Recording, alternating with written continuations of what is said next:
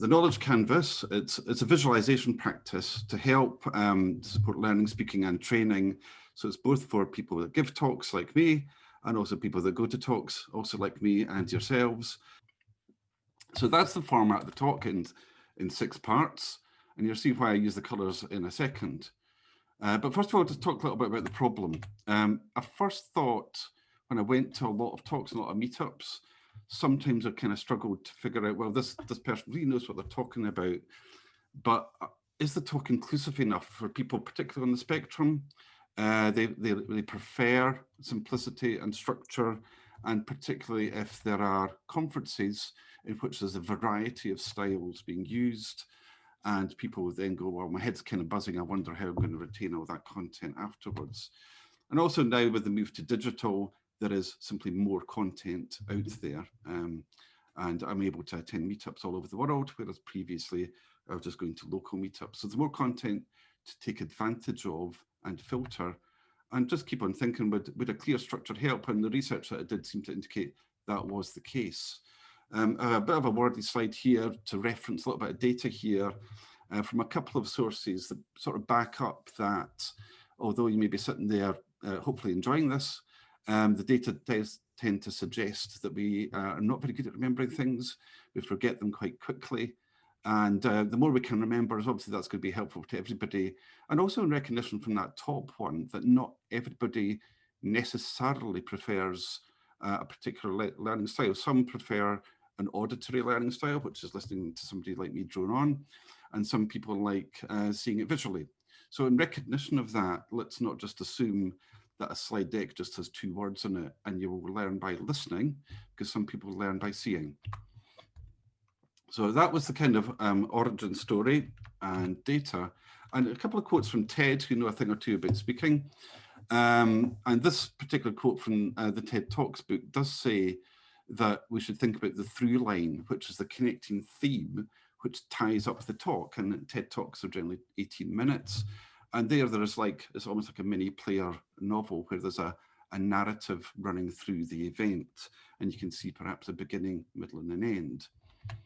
So a quick look at some existing practices to show their strengths and weaknesses, because I'm not going to diss them too much, but every practice has its advantages and disadvantages, including my own. And this is simply another tool for your toolbox, so for you to use as you see fit in your own circumstances. And some are going to be better than others. There's a McKinsey pyramid, which assumes that things are quite hierarchical. And again, mind maps, which are very well used, they've been around for decades, but a mind map is simply a concept in the middle with trees branching out, and so is like a hierarchy that's just been rolled up in the middle.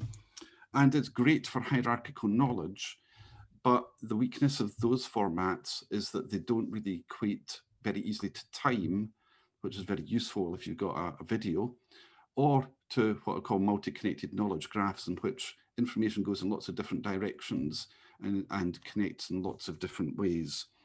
So those are the particular weaknesses for those methods I'm trying to address for this type of knowledge. And just another reminder about learning is a little bit of theory here that there is intrinsic load, which is how difficult the subject is. And we want to make that simple. You're a great speaker when you can take a really complex subject and make it easy to understand.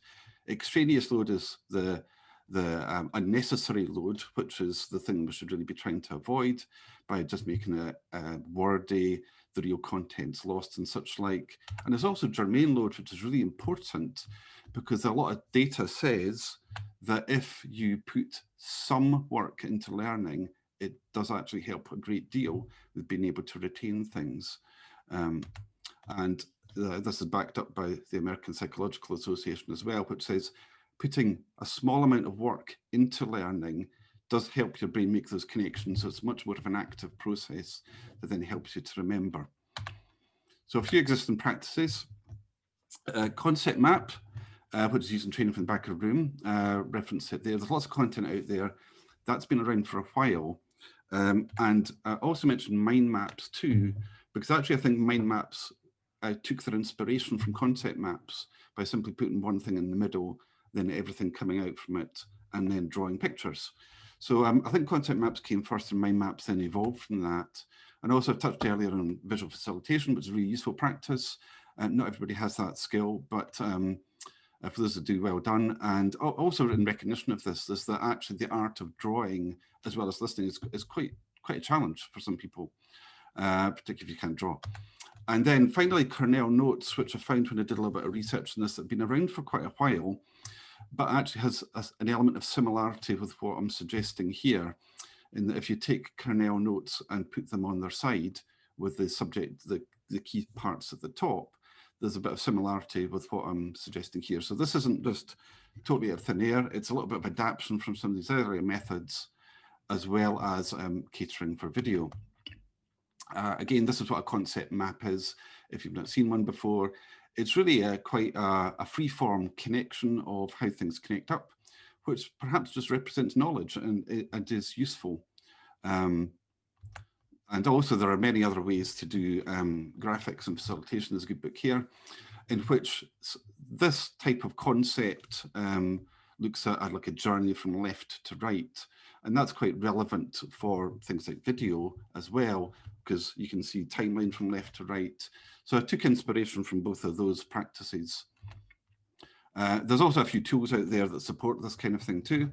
The Brain, Rome Research. It's quite a big market in all of this, some more suitable than others. And latterly, I've been using Euro quite a lot more than I was 6 months ago. So clear value in these type of tools. So that's the problem and the background. So now on to using the canvas through a worked example. Now, a little bit of self-referential here. I did a talk last year for Lean Agile London, so I'm going to use that talk to show this practice. So there's the link to the video that I did at Agile London last year, as well as a more recent one, because I'm updating it all the time. But it was quite a complex talk on Brexit, which is complicated enough by itself, as well as Knefa and mapping. There's quite a lot of new concepts in there, and I was careful to not try and overload people too much. So I wanted a little bit of structure.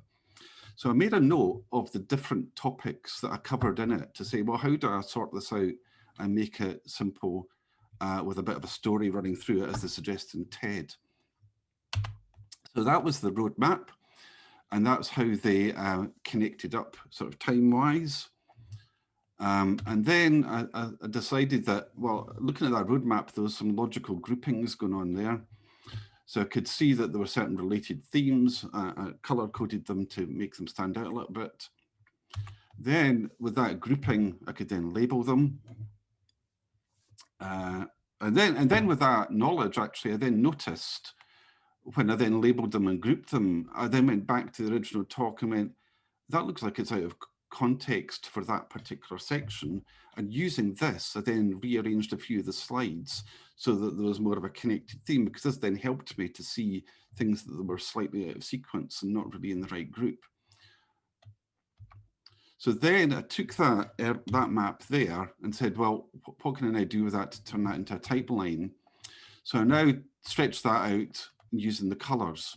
So the earlier bit where I had the 16 topics, that was just really to kind of guide me in terms of what was the format of the talk. But then having then done that, I then reverse engineered it and said, well, this is the format I happened to use for that talk. Every talk's good to be different, but that was the format I happened to use there. And I really, I used the three main colors here, because the sort of amber yellow is more of intro, the blue is kind of like the middle story, and the green is kind of the wrap up. But also notice that each one divided up as well. Again, it's going to be very particular to your talk, what happens for you. But then with that format, I then resized the areas by really how much time did I really want to spend in each part of the talk. I clearly didn't want to spend too long doing the introduction and run out of time. So I spaced this out roughly to give me a suggestion of where the boundaries should be in the talk, so that I spent the right amount of time in each section. But also, because I then resized things like proposed solution using the proposal, it then creates more space for people to put in notes into those sections, because there's going to be more content there. So it's both a guide for me and a space for the learner. But then I took that and then made it into a canvas so that it's easier to draw into. And then from that, I then annotated this so that the bottom represents the how or mechanism by which the talk is delivered. The middle bit's the content, and the key points or summaries at the top. And that way, it's like the Cornell notes on its side. So therefore, you can just skim across the key points if you want. And then you've got the depth in the content as well. Now, I'll go through this as an example to show how it's used. When I give the other talk, I now fill in these slides at each of the marker points. So when I cover the intro, I say, well, this is the intro, and this is what I covered there. And then when I've covered the problem, again, I do the same. So for each point, I'm just giving a quick 5-10 second reminder of this is what we did, and this is how we did it, so that then the canvas then builds up as we go through the talk. And people said, oh, this is quite novel. I've never seen that before. And I also found it quite useful because then when you get that on a page, you can see your talk on a page and you can see what was covered. However, that's just me kind of just dropping content in, as it were. But as I said, like knowledge is sometimes a knowledge graph and connects up and there's a through story. So after all of that, I then connected up and moved the content around. See quite a few tickets moved there. So I said, well, how does the Wardley map and sort of the beginning map up to the strategy cycle in the end? What are the key themes that are coming through here that are particularly important to remember? Because the key for remembering things is doing that little bit of work, that germane load, and also just saying, if you can make those connections, that's the key to memory, right? It's about making those connections yourself. There's lots of books on memory techniques, and many of those are associated with like mnemonics or connections. So by making those connections and drawing them, you're then helping to kind of get that learning to work. So you can say, well, there's the content, there's the summary, and also there's the connections that make sense to you. And what makes sense to you is going to be different to anyone else. So make your own map. But as I say, if that canvas is blank, you can just fill it in as you see fit yourself. You can also, if you were studying for something in an exam, you could look back in the course and just tick stuff that you really know. And then that would help to highlight things where you might want to revise, if that's important, like if you're going for a Scrum Master exam or a SAFE exam or something like that. But again, it's just like a pointer as to where you might want to go back and refresh that.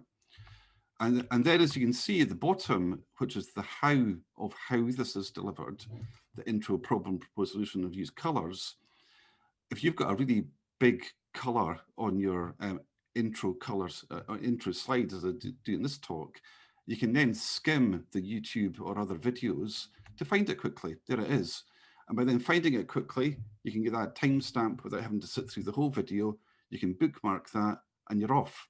Right, and this is why this becomes super video friendly, particularly in a digital age where there's masses more digital content going up there from conferences, from meetups, from all over. You can now get those timestamps, put them in there, make your own notes, and find the content quickly just with one click.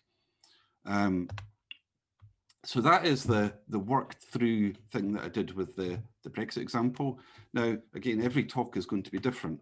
So a few templates here and other examples to give you a flavor of some other options. So see, we're on to the blue part of the talk now. That's just a blank one. Take that away, feel free to use it. It's out there. Not every talk is going to have 6 areas. Again, it's going to be very specific, but I just put that out there as a suggestion for you to use. Now, interestingly, I said I'd give this talk to an informal group of coaches a few months ago, and one of them took it away, and there you go, Adventures with Agile in the bottom right-hand corner, actually used it in a talk that they gave because they found it useful, and you can see that on the YouTube link at the bottom of the slide. So they felt that it was useful for them, and that's the format that they used with their content, and you can see how they've been able to use that connected themes right across to say, well, there's the journey, and that's how it connects up. So I can look at that in one go and see what that talk was about, you know, and really get the gist of it. Whereas if that was like written out as text, it might be really harder to kind of see kind of what's going on there. So that was their prerequisites for agility. talk, and that's how they summarized it, and they found it useful. Back to TED for a minute. And again, another quote from TED is that the most viewed TED speaker is Sir Ken Robinson. I guess he must be doing something right, but he has this format that he uses, which is context, main concept, practical implications, and conclusion. And that's his tip there from the TED Talks book.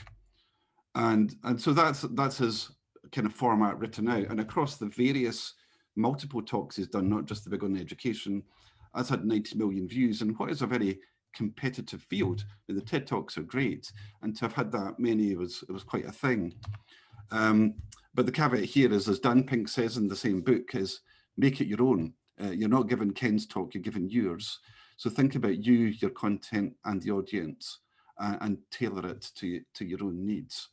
But in taking that 5-point approach from Sir Ken, that's his format as a canvas. So the next time he gives a talk, you can just fill that in yourself. So that's me covered templates. So now onto the wrap up. Some takeaways if you're a speaker. So this sort of format helps you if you're trying to sort out the content. Also activities. You could mark, if you're having polls in an online event, you could put that in as a particular activity. So that then on the canvas, you can say, well, are the polls roughly equally spaced to keep that maybe attention grabber every 10, 20 minutes? Where are they? What's going on there? Any activities and breakouts that you've got, and flow as well. It really gives you that kind of high level view so you can sort yourself out. A multi-day course, you could just have one per day. It's more suitable for this type of content that connects multiple ways rather than a tree. And also, as I said earlier, visual facilitation, you can give that blank format to say, this is the format I'm using here, draw your pictures in there, and then it'll make sense a bit more. And also just delegate handouts so people can fill in the content as they wish in their own way. So it's very much a benefit both sides there. Even more takeaways, right? So I did say, and I've been doing this in PowerPoint, which obviously isn't the best tool. It is quite sort of Kanban-y like with these vertical columns. So some Kanban tools do lend themselves to this type of arrangement. So you can use obviously things like Miro and such like, but some Kanban tools are quite compatible with this. It helps provide a little bit of structure, as I said, for the delegates to just take their own notes. And also, as I commented earlier, the color codes and videos is particularly useful. It saves you having to sit through the full video, which is obviously great, but we're all time starved. So if you can find that content quickly, that could help you save a little bit of time. And of course, I'm not stopping you drawing pictures and drawings. You can, of course, do that. I've just been lazy and put some just text boxes in there. But of course, you can use pictures and drawings if you do want to. And it's compatible with PowerPoint Zoom, which is the zoom in and out that I'm now using on this talk to zoom in and out of slides. So you can see, having now color-coded it, I can use those color-coded references on my content page. A little bit of further research if you want to carry on and read up a bit more on this topic. This is a particularly great talk on how to avoid some poor practices in PowerPoint, which I would very much recommend you having a look at. It's very short and very effective. And again, I'm really quite keen to open up that conversation about neurodiversity. Conferences are really big on saying we have an inclusion code and we want to be inclusive. So let's do that and make it happen, start talking about it and start changing how we give talks to bear that in mind. This particular focus is on typography, colors and icons. And also this is a similar site that deals much more on the use of language, avoiding acronyms, and link placement, which it says to put at the end, which I'm doing there. And also maybe use tools besides PowerPoint, because I've suddenly been introduced to Canva, which again, it's like, let's just use the full range of tools that we have to be the best we can. A couple of books, because everybody likes a book list. So there's a couple of books I looked at as well. The top book is much more about mind mapping and learning. And the bottom book I referenced earlier about different visualization practices. And also the tool at the bottom is a very quick tool for doing a talk and lining up your timings.